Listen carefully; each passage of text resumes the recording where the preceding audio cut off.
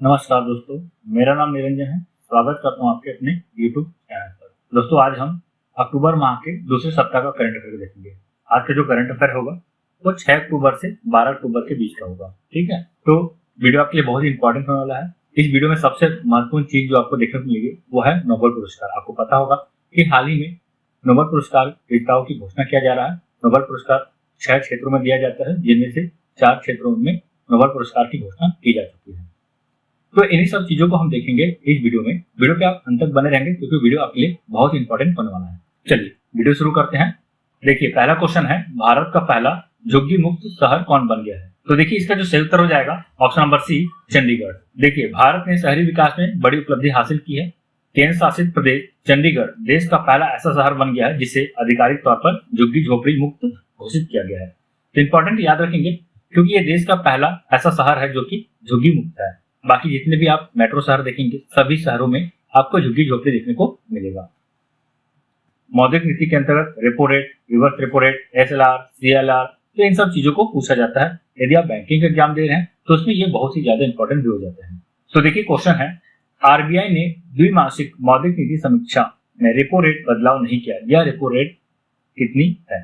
तो देखिए, repo rate 5.5% है। वर्तमान में RBI द्वारा जो जारी किया गया है इसमें रेपो रेट 5.5% है। देखिए, जो मॉनेटरी पॉलिसी कमेटी का जो बैठक हुआ है ये 1 अक्टूबर 2025 को हुआ। तो इस बैठक का अध्यक्षता जो है भारतीय रिजर्व बैंक के अध्यक्ष के द्वारा किया जाता है। देखिए, हमारे भारत की यदि हम बात करते हैं तो हमारे भारत का जो शीर्ष बैंक होता है वो RBI है, और जितने भी बैंक है वो सारे के सारा RBI के अंतर्गत आता है। जैसे कि SBI है, HDFC बैंक है, ICICI बैंक है, तो बहुत सारे ऐसे बैंक है, सारे के सारे RBI के द्वारा कंट्रोल किया जाता है। तो RBI इन बैंकों को जिस रेट पर कर्ज देती है उस रेट को रेपो रेट कहते हैं। ठीक है, ये जो बैंक है RBI से पैसा उधारी लेती है, जिस रेट पर पैसा उधारी लेगी उसे रेपो रेट कहते हैं। और वही यदि हम रिवर्स रेपो रेट की बात करते हैं तो यदि RBI इन बैंकों से पैसा ले तो इसे रिवर्स रेपो रेट कहते हैं। तो ध्यान रखेंगे, repo rate reverse repo rate से अधिक होता है। RBI की बात करते हैं तो इसका फुल फॉर्म है भारतीय रिजर्व बैंक।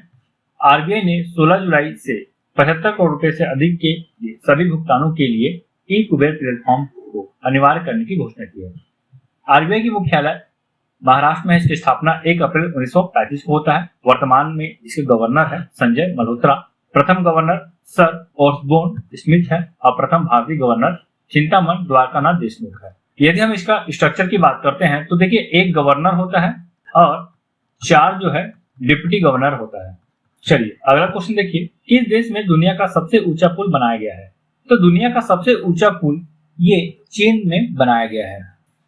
तो दुनिया का सबसे ऊंचा पुल चीन में बनाया गया है जिसका नाम हुआजियांग ग्रैंड कैनियन है। यह पुल चीन के गुइझोंग प्रांत में एक घाटी के ऊपर 625 मीटर की ऊंचाई पर स्थित है और हाल ही में जनता के लिए खोला गया है।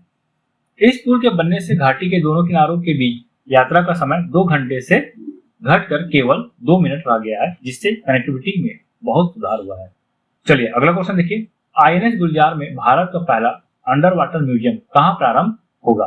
अंडर वाटर म्यूजियम ये जो है महाराष्ट्र में प्रारंभ होने वाला है और महाराष्ट्र के सिंदूरगढ़ में ये प्रारंभ होगा। महाराष्ट्र में INS गुलजार पर भारत का पहला अंडर वाटर म्यूजियम स्थापित किया जाएगा। इसका उद्देश्य समुद्री जैव विविधता को बढ़ावा देना है। अगला क्वेश्चन देखिए, हाल ही में भारतीय वायुसेना ने पहली बार इस देश के साथ विशेष संयुक्त अभ्यास टाइगर क्लॉ आयोजित किया है। तो एग्जाम में देखिए, संयुक्त सैन्य अभ्यास से क्वेश्चन पूछा जाता है। हर साल भारत जो है किसी न किसी देशों के साथ संयुक्त सैन्य अभ्यास करता है, तो यहाँ से क्वेश्चन पूछा जाता है, इसे भी आप ध्यान में रखिएगा। तो देखिए, संयुक्त सैन्य अभ्यास टाइगर क्लॉ तो ये भारत और अमेरिका के मध्य हुआ है। इन दोनों देशों का उद्देश्य जो है वायु सेनाओं के बीच सहयोग और क्षमता को बढ़ाना है। चलिए एक और इंपॉर्टेंट क्वेश्चन है, हाल ही में भारत को वर्ष 2026-28 के लिए संयुक्त राष्ट्र संघ की किस संस्था का सदस्य चुना गया है? तो देखिए, ये सारा का सारा संयुक्त राष्ट्र का प्रमुख संस्था है और भारत को 2026-28 के लिए इकोसॉक संस्था का सदस्य चुना गया है। देखिए, यदि हम इसका फुल फॉर्म की बात करते हैं तो इकोनॉमिक एंड सोशल कॉन्फ्रेंस है। देखिए, भारत को 2026-28 की अवधि के लिए संयुक्त राष्ट्र आर्थिक और सामाजिक परिषद का सदस्य चुना गया है। इसका मुख्यालय USA न्यूयॉर्क में है और इसका कुल सदस्य देश 54 है। चलिए और इंपॉर्टेंट क्वेश्चन देखिए जितना भी क्वेश्चन रहता है सारा का सारा इंपॉर्टेंट रहता है। जो वीकली करंट अफेयर रहता है हर सप्ताह बहुत सारे कंटेंट आता है, लेकिन उसमें से जो इंपॉर्टेंट कंटेंट रहता है जो आपके एग्जाम में आने योग्य है वही क्वेश्चन को मैं यहाँ पे रखता हूँ। तो क्वेश्चन बहुत इंपॉर्टेंट रहता है, आप इसे लाइटली मत लीजिएगा और एक बार जरूर पढ़ लीजिएगा। देखिए क्वेश्चन है, केंद्रीय मंत्रिमंडल ने किस वर्ष तक दलहन में आत्मनिर्भरता के लिए मिशन को मंजूरी दी है? तो केंद्रीय मंत्रिमंडल जो है ये 2030-31 के लिए दलहन में आत्मनिर्भरता मिशन को मंजूरी दी है। देखिए इस मिशन की हम बात करते हैं। कृषि क्षेत्र में आत्मनिर्भरता बढ़ाने के लिए केंद्रीय मंत्रिमंडल ने 1 अक्टूबर 2025 को मिशन आत्मनिर्भरता इन प्लेसेस नामक 6 वर्षीय कार्यक्रम को मंजूरी दी है।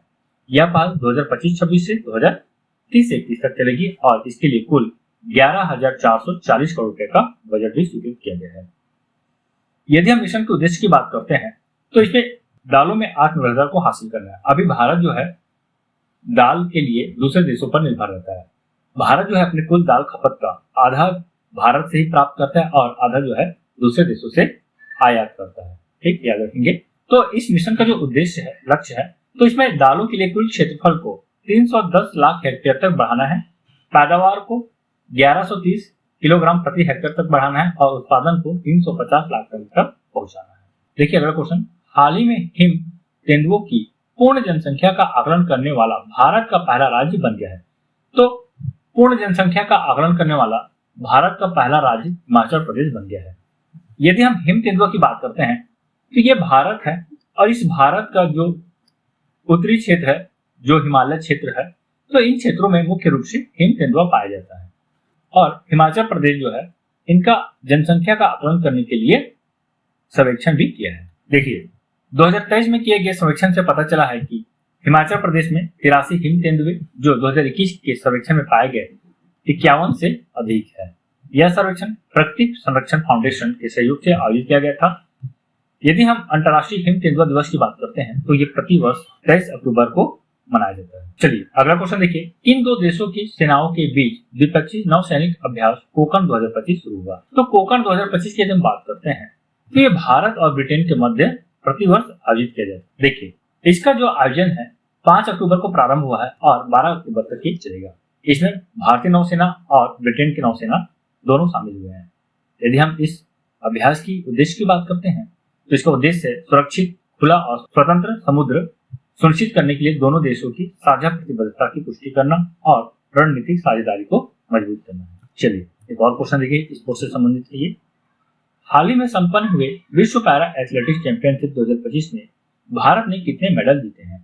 तो भारत के लिए विश्व पैरा एथलेटिक्स चैंपियनशिप में अब तक का सबसे ज्यादा पदक प्राप्त हुआ है। तो सबसे बेहतर प्रदर्शन हम इस चैंपियनशिप में देखे हैं 2025। तो इसमें भारत जो है ये 22 मेडल प्राप्त, इसका आयोजन जो है नई दिल्ली में हुआ है।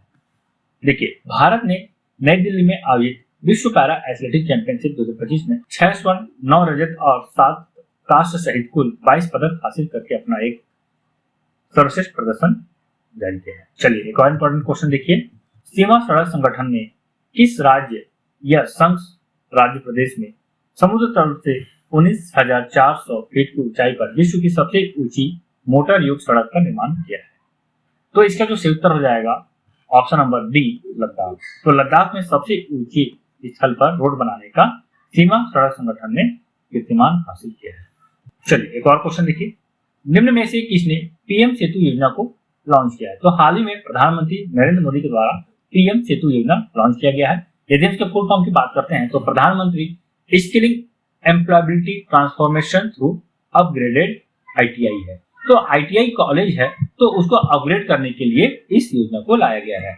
चलिए अगला क्वेश्चन देखिए, किस शहर में बीडब्ल्यूएफ विश्व जूनियर चैंपियनशिप 2025 का उद्घाटन किया गया?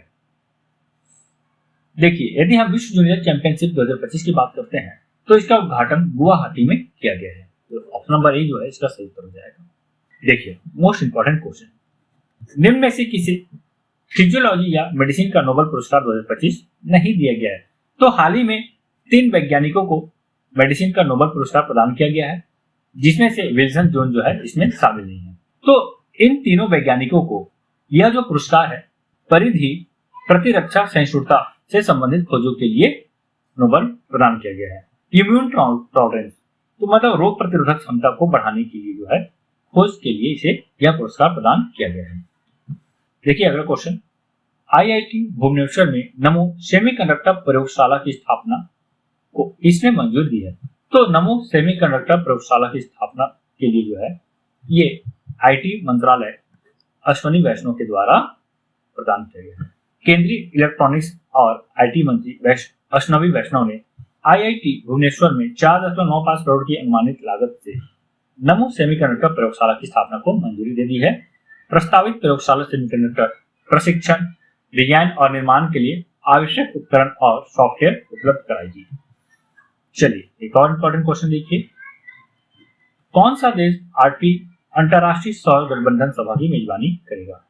तो देखिए इसका जो मेजबानी है भारत के द्वारा किया जाएगा। तो भारत जो है इसे 27 से 30 अक्टूबर 2025 तक नई दिल्ली के भारत मंडपम में आयोजन करेगा। यह आयोजन वैश्विक समुदाय को सौर ऊर्जा की ओर एकजुट करने और एक टिकाऊ भविष्य के लिए सौर ऊर्जा को अपनाने में तेजी लाने के लिए एक मंच प्रदान करेगा। जो अंतरराष्ट्रीय सौर गठबंधन है इसकी स्थापना का मुख्य श्रेय भारत को ही जाता है और इसका मुख्यालय भारत के गुरुग्राम में है। चलिए अब एक और इंपॉर्टेंट क्वेश्चन देखिए, निम्न में से किसे 2025 का साहित्य का नोबेल पुरस्कार प्रदान किया गया है? तो देखिए साहित्य का नोबेल पुरस्कार की हम बात करते हैं तो ये लाजलो क्रासजना होरकाई को प्रदान किया गया है। इस साल साहित्य का नोबेल हंगरी के लेखक लाजलो क्रॉस होरकाई को प्रदान किया गया है। स्वीडिश एकेडमी के द्वारा प्रतिवर्ष प्रदान किया जाता है। तो इनके अनुसार लाजलो की रचनाएं बहुत प्रभावशाली और दूरदर्शी है। वे दुनिया में आतंक और दर्द के बीच भी कला की ताकत को दिखाती है। लाजलो को 11 मिलियन स्वीडिश क्रोना यानी कि 10.3 करोड़ रुपए, सोने का मेडल और सर्टिफिकेट मिलेगा। यह जो पुरस्कार है इन्हें 10 दिसंबर को स्टॉकहोम में दिया जाएगा। लाजलो को 2015 में मैन बुकर इंटरनेशनल प्राइज, 2019 में national book order for translated literature भी प्रदान किया गया है। अगला क्वेश्चन देखिए, राष्ट्रीय अपराध रिकॉर्ड ब्यूरो के अनुसार कौन सा शहर लगातार चौथे वर्ष भारत का सबसे सुरक्षित शहर बना है? तो भारत का सबसे सुरक्षित शहर लगातार चौथे वर्ष कोलकाता बना है। देखिए यह जो आंकड़ा है राष्ट्रीय अपराध रिकॉर्ड ब्यूरो के द्वारा प्रदान किया जाता है और इन्हीं के अनुसार जो है कोलकाता लगातार चौथे वर्ष भारत का सबसे सुरक्षित। यदि हम शीर्ष 3 शहरों की बात करते हैं तो इसमें कोलकाता, हैदराबाद और पुणे है। वही सबसे असुरक्षित शहरों में कोच्चि, दिल्ली और सूरत है। चलिए और इंपॉर्टेंट क्वेश्चन देखिए, हाल ही में जारी हुरून रिच लिस्ट 2025 में भारत में शीर्ष पर कौन रहा है? तो भारत में शीर्ष पर मुकेश अंबानी रहा है। देखिए मुकेश अंबानी 2025 की हुरून रिच लिस्ट में भारत के सबसे अमीर व्यक्ति है। उनकी कुल संपत्ति की हम बात करते हैं तो 9.55 लाख करोड़ रुपए। चलिए अगला क्वेश्चन इंपॉर्टेंट क्वेश्चन है, अंतरराष्ट्रीय प्रकृति संरक्षण संघ का सम्मेलन कहाँ आयोजित किया जाएगा? तो अंतरराष्ट्रीय प्रकृति संरक्षण संघ का आयोजन जो है ये अबू धाबी में आयोजित किया जाएगा।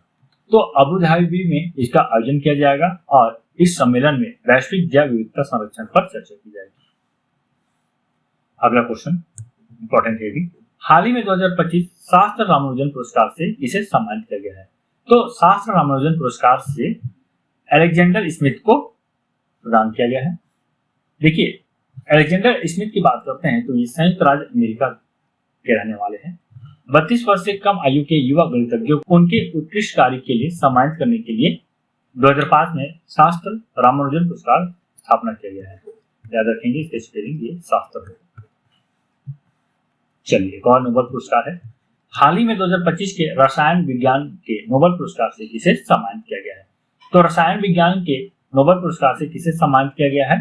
तो Susumu Kitagawa, Richard Robertson, Omar M Yaghi. याद रखेंगे इन तीनों को रसायन विज्ञान के नोबेल पुरस्कार से सम्मानित किया गया है।